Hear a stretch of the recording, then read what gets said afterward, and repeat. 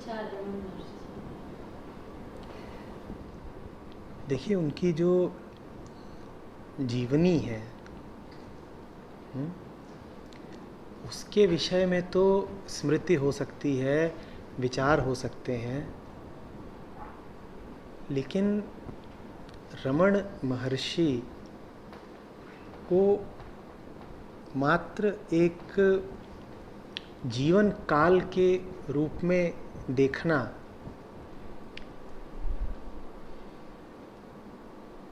उनके सत्य से चूकने की बात होगी।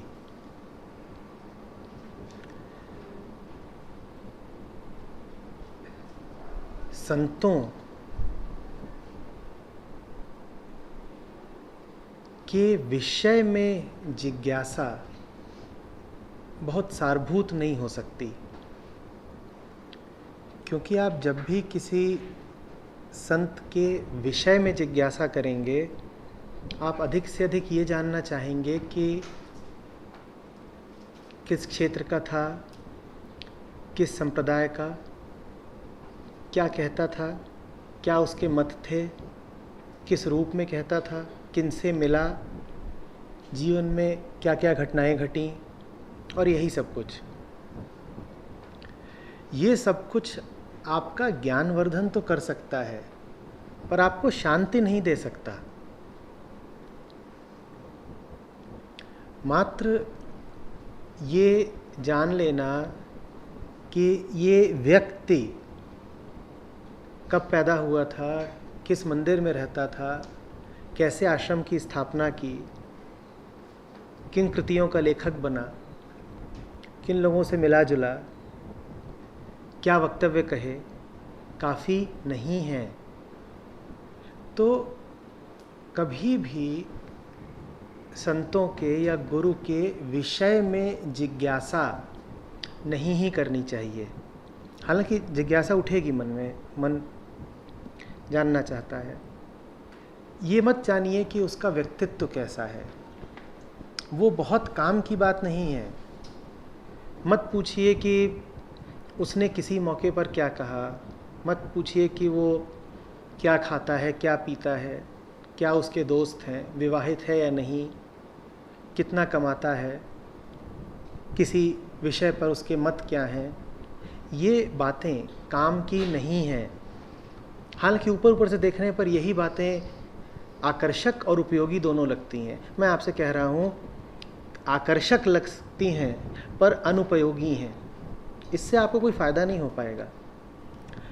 बहुत लोग हैं जो ज्ञान के तौर पर, इतिहास के तौर पर आपको दुनिया के तमाम संतों के बारे में बहुत कुछ बता देंगे। आप उनसे पूछिए कि चैतन्य महाप्रभु, आपने कहा नहीं, कि वो पूरा इतिहास उड़ेल देंगे। आप उनसे यूरोप के किसी संत का नाम ले दीजिए, आप बोलिए सेंट फ्रांसिस, वो सेंट फ्रांसिस की पूरी कथा बाँच देंगे। आप उनसे कहिए चुआंगजू, वो चुआंगजू के बारे में आपको वो भी बता देंगे जो कहीं उपलब्ध ना हो। उससे क्या हो गया? वो चैतन्य हो गए, वो सेंट फ्रांसिस हो गए, उन्हें चुआंगजू छू गए। क्या हो गया उससे? लेकिन हम ये जिज्ञासा करते ही हैं, और करते ही नहीं हैं, हम इस जिज्ञासा के आधार पे बड़े बड़े निर्णय भी ले लेते हैं। हम ये भी घोषित कर देते हैं कि देखो उन्होंने ऐसा किया, इस कारण वो महापुरुष हैं। हम यहाँ तक कर डालते हैं कि देखो उन्होंने ऐसा किया, इसीलिए हमारे लिए भी यही करना अनुकरणीय है। हम कहते हैं देखो हमारे अवतार थे, हमारे संत थे, हमारे पैगंबर थे, ऐसे मौक़ों पर उन्होंने ये वचन बोले, और उनके सामने जब ऐसी स्थिति आई तो उन्होंने उसका ये उत्तर दिया। तो इससे ये सिद्ध होता है कि आगे भी जब किसी के जीवन में ऐसी स्थिति आए तो उसे भी ऐसा ही करना चाहिए। हम उदाहरण के तौर पे, आदर्श के तौर पे इस्तेमाल करने लग जाते हैं संतों को, महापुरुषों को। ये हमने बड़ा अनर्थ कर डाला क्या एक रमण महर्षि किसी और को देख करके अपना आचरण तय करते थे? क्या किसी कृष्ण ने अपने पहले के किसी कृष्ण की नकल करी है? क्या बुद्ध कुछ ऐसा कर या कह रहे थे जो किन्हीं अन्य बुद्धों ने उन्हें सिखाया था? संत होने का अर्थ ही होता है पूर्णतया मौलिक होना। मौलिकता समझते हैं? गहरी निजता, संपूर्ण नवीनता। और नवीनता का मतलब देखिए ये भी नहीं है कि आप कुछ ऐसा करेंगे जो पहले किसी ने नहीं किया है। मुझे गलत मत समझिएगा। नवीनता के नाम पे हम ये समझ लेते हैं कि अगर आज तक सब लोग 8 दिशाओं में गए हैं तो मैं 9वीं दिशा में जाऊंगा। नवीनता का ये मतलब नहीं होता। नवीनता का मतलब होता है अपने भीतर जो नव केंद्र है, ऐसा केंद्र जो पुराना नहीं है, जो प्रतिक्षण नूतन है, जो इसी क्षण में है और इस क्षण के बाद नहीं है, या कि जो समय के पूर्णतया बाहर का है, मैं उससे संबंधित हूं। संत न तो वो दोहराता है जो उसके पहले के किसी और ने कर रखा है, और न ही उसे वो दोहराने से परहेज होता है जो उसके पहले किसी और ने कर रखा है। आप ये सोचोगे कि वो किसी परंपरा का हिस्सा है, आप धोखे में हो। आप ये सोचोगे कि वो समस्त परंपराओं का विरोधी है, तो भी आप धोखे में हो। वो वही कर रहा है जो उसके माध्यम से होना चाहिए, लेकिन हम वो नहीं करते। संत किसी और को नहीं देखता, हम संत को देखना शुरू कर देते हैं। संत की कोई विशेष रुचि नहीं होती ये जानने में कि दुनिया क्या कर रही है। हमारी रुचि संत में ही हो जाती है। और बड़ी बड़ी पुस्तकें लिखी गई हैं संतों के बारे में। दुनिया की तमाम पुस्तकालय भरे हुए हैं और शोध चलता है। कोई तय करने की कोशिश कर रहा था कि वास्तव में कृष्ण हुए थे कि नहीं। अभी आजकल भी अनुसंधान चल रहा है कि द्वारका नगरी कहाँ थी और कहाँ नहीं थी। किन्हीं बहुत पहुंचे हुए शोधकर्ताओं ने तो द्वारका के अवशेष भी निकाल लिए समुद्र से। वो बोले यहाँ थी, देखो। तुम्हें क्या मिल जाएगा द्वारका का होना या ना होना सिद्ध करके? तुमने सिद्ध कर लिया कि द्वारका थी तो तुम कृष्ण हो गए। तुमने सिद्ध कर लिया कि द्वारका नहीं थी तो तुम्हारे भीतर का कृष्णत्व विलीन हो गया।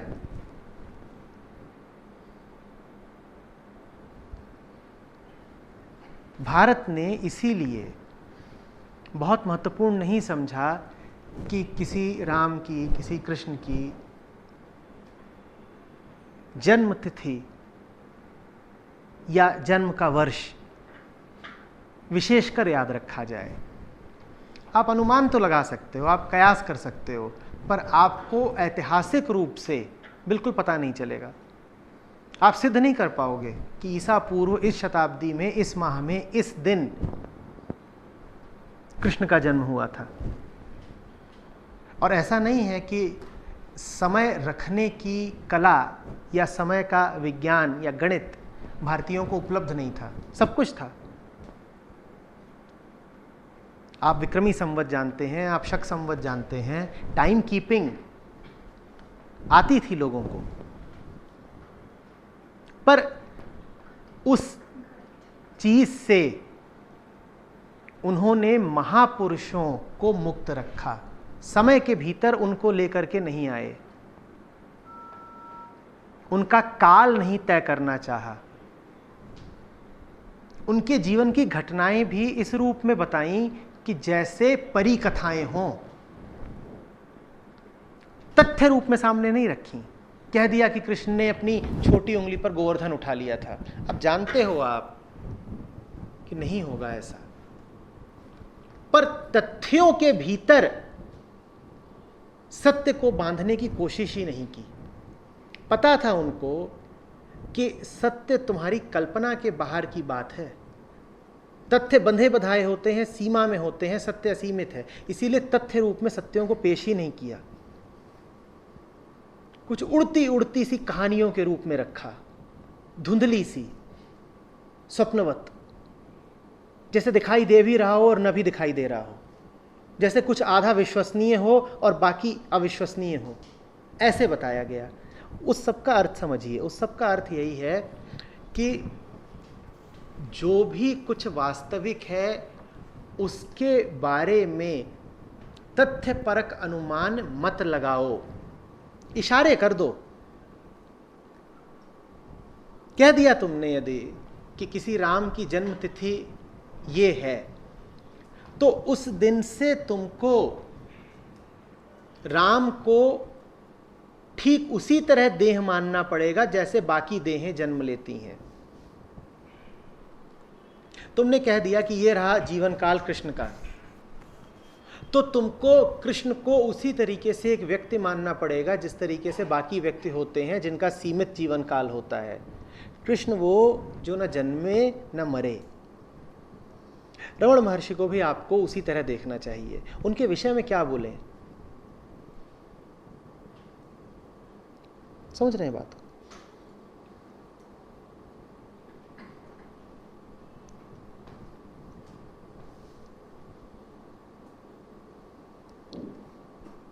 जो भी कुछ वास्तविक है उसके विषय में वास्तविक ही जिज्ञासा करो, सतही नहीं।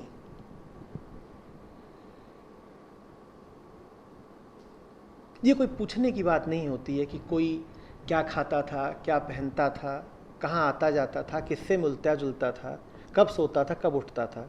अरे उसका सार देखो,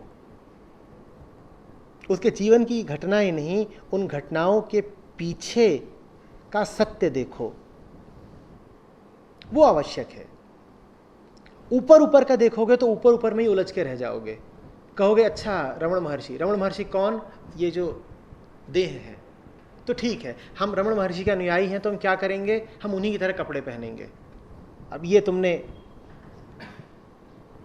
बड़ी छलांग मारी कि रमण महर्षि का शिष्य होने का मतलब है कि ऐसे चट्टान पे बैठ जाओ और हाथ में डंडी ले लो।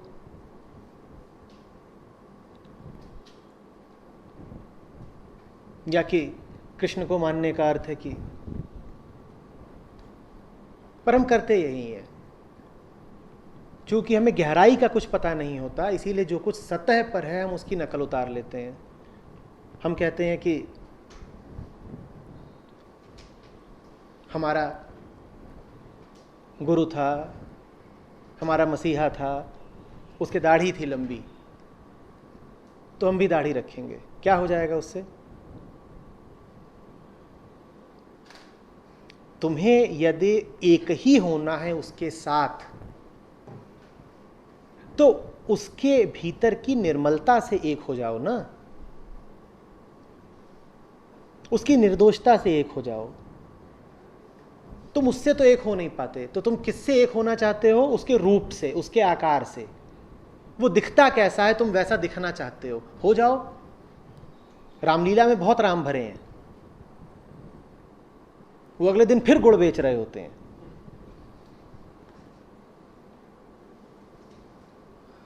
रामलीला का राम होना चाहते हो? रामलीला के राम को राम का एक एक संवाद पता है, ये समझ लेना। राम भूल भी गए होंगे, इसको पता है। इसको राम के विषय में सब पता है। इसे वो तक पता है जो राम को भी नहीं पता, सब जानता है। राम के विषय में जानने से क्या हो जाएगा?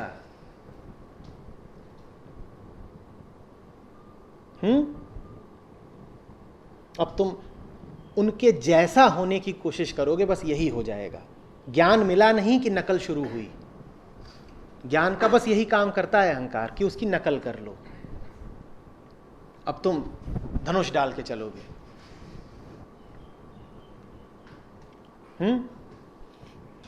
हाँ, धनुष डाल के गुड़ बेचोगे, हाँ, या तिलक लगाओगे, या पगड़ी पहनोगे, या दाढ़ी बढ़ाओगे, या बाल मुंडा लोगे, या हरा पहनोगे, या सफेद पहनोगे, या गिरुआ पहनोगे, यही करोगे। इस नकल से क्या हो जाना है? मीरा के गाने बहुत लोग गा रहे हैं, मीरा से बेहतर गा रहे होंगे, मीरा नहीं हो गए। बुल्ले शाह की धूम है, आप जाइए इंटरनेट पर, बुल्ले शाह लिखिए, देखिए कितने लोगों ने गा दिया। बुल्ले शाह तो इतने सुर में कभी गाते भी ना होंगे। बुल्ले शाह के गाने में तो फिर भी कुछ ऊंच नीच, कुछ ऊबड़ खाबड़ होगा, क्योंकि उनका ध्यान ही नहीं होगा राग पे, लय पे और सुर पे और ताल पे। उनका दिल तो कहीं और है। ये जो गा रहे हैं ये बिल्कुल उत्कृष्टता के साथ गा रहे हैं, परफेक्शन। ये व्यावसायिक रूप से गायक हैं। समझ रहे हैं बात को? ये होता है जब आपको ज्ञान बहुत हो जाता है। बहुत हैं जो रटे बैठे हैं, उनसे आप पूछिए बाइबल, सुना देंगे पूरा। कहीं पे उनसे आप कहिए उपनिषद, सुना देंगे पूरा। उनसे आप कहिए कुरान, कंठस्थ है पूरी। ये इनका काम है, मतलब कि ये इन्होंने अपना काम बनाया है, ये इन्होंने अपना धंधा बनाया है। तो फिर मतलब कुछ काम तो करेंगे इस वजह से, मतलब कि इन्होंने ये काम बनाया है अपने। देखिए, सत्य धंधा नहीं हो सकता, और जिस क्षण आपने उसको धंधे की तरह लेना शुरू कर दिया, उस क्षण आप वही कर रहे हैं जो आप 5वीं, 6ठी, 10वीं, 12वीं में स्कूल में किया करते थे कि रट लो ताकि नंबर मिल जाए, रट लो ताकि लाभ हो जाए। उपनिषदों के श्लोक लाभ के लिए नहीं रटे जाते, वो दिल में उतर जाते हैं और विलुप्त हो जाते हैं। उपनिषद खुद कहते हैं कि जब हम अपना काम कर दें उसके बाद हमें याद मत रखना, और कोई उन्हें याद ही रखे हुए है और याद ही रखने को अपना धंधा बनाए हुए है, इसका अर्थ यही है कि वो उपनिषदों से बहुत बहुत दूर है। कबीर किसी दूसरे की उक्तियों की दुहाई देते थे। कबीर जो बोल रहे हैं वो कबीर है। कबीर जो बोल रहे हैं वो उपनिषदों का दोहराव नहीं है। कबीर के मुंह से कबीर व्यक्त होते हैं, एकदम नया है सब। और आप कैसे हैं कि आपके मुंह से सब वही निकलता है जो कोई पहले बोल गया है, और आप ये बोलने में बड़ा गर्व अनुभव करते हैं। आप कहते हैं मैं तो बड़ा ज्ञानी हूं, देखो मुझे सब पता है। अरे तुम्हें क्या पता है? जिन्होंने ये कहा, क्या वो किसी और का कहा दोहरा रहे थे? जब वो नहीं दोहरा रहे थे तो तुम क्यों दोहरा रहे हो? तुम जरा अपनी आवाज भी तो सुनाओ, तुम कौन हो? हम जरा एक बात ऐसी भी तो सुने जो तुम्हारे अंतस से प्रस्फुटित होती हो। ऐसी तो एक बात नहीं। हाँ, ज्ञान बहुत है तुमको, वो ज्ञान सतही है, किसी काम का नहीं है। वो ज्ञान बल्कि हानिकारक है, जहर घोलेगा। सर एक बात और आती है कि जैसे सत्य है, ये हम अपनी प्रकृति भी छोटी करें और सत्य को ही, जैसे जो सच है कि हाँ काम जो हमारे है ताल्लुक भी, कुछ भी कह सकते हैं इसको, कि हमारे साथ हम कर रहे हैं, हम बिना ये इच्छा भी कर रहे हैं, कुछ भी कर रहे हैं, एक इनकम के लिए बिजनेस करते हैं कई लोग, क्वेश्चन मिले हुए हैं, तो बिजनेस जैसे किया किसी ने पैसे कमाने के लिए, और वो ये सोचे कि हाँ मैं ये काम कर रहा हूँ, मेरी इच्छा से कर रहा हूँ, वो तो अपने आप आएगा, पैसा मुझे चला नहीं रहा, चल रहा है मेरा काम। तो हर कोई इंसान, जब सभी लोग ऐसा सोचें तो चल सकता है, लेकिन हाँ कितने लोगों में इतनी ऑनेस्टी और इतनी वो है, मतलब शक्ति, पावर जिसे कहते हैं, वो नहीं हम कर सकते। मतलब वो चीज़ एक इसको, आप जितना ज़्यादा दूसरे लोगों की ओर देखेंगी उतना ज़्यादा आप अक्षम रहेंगी अपने भीतर की उस शक्ति को जागृत करने में। वो शक्ति दबी ही इसीलिए रहती है क्योंकि आप दूसरों की ओर ज़्यादा देखते हैं। आपके भीतर यदि कोई अंतः प्रेरणा उठ भी रही है, बिल्कुल आपकी निजी, तो भी जहाँ आपने ये हिसाब लगाने की कोशिश की कि कितने दूसरे लोग हैं जो मेरे वाले रास्ते पे चलेंगे, तहाँ आपकी आग बुझ जाएगी। अपनी ऊर्जा को, अपनी आग को बुझाने का इससे बढ़िया तरीका नहीं हो सकता कि दूसरों की बाट जोहते रहो, देखते रहो कि दूसरे भी चलें तो मैं चलूँगा। दूसरे चलेंगे नहीं, क्योंकि सबकी अपनी अपनी दिशाएं हैं। नहीं चलेंगे सर, वो तो नहीं चलेंगे। मैं ये कह रही हूँ कि वो काम है, अगर दूसरे नहीं चलेंगे हमने चलना है, लेकिन सभी लोग नहीं कर सकते शायद ऐसा। इतनी आपको power- सभी की, जब आप कहते हो सभी, तो आप किसकी ओर देख रहे हो, अपनी ओर या दूसरों की ओर? अपनी ओर भी देखना ही होगा। अपनी ओर भी नहीं देखा है, तो मैं पूछ रहा अपनी हूँ, ओर ही चलो। तो जब अपनी ओर ही देखते हो तो सभी शब्द कहाँ से आया? आप हो या आप सभी हो? बार बार जब कहोगे ना कि सभी के लिए सभी के लिए सभी, हाँ, आप अपने आप को अशक्त कर रहे हो, गलत है ना? गलत सही पता नहीं, पर कष्टप्रद जरूर है।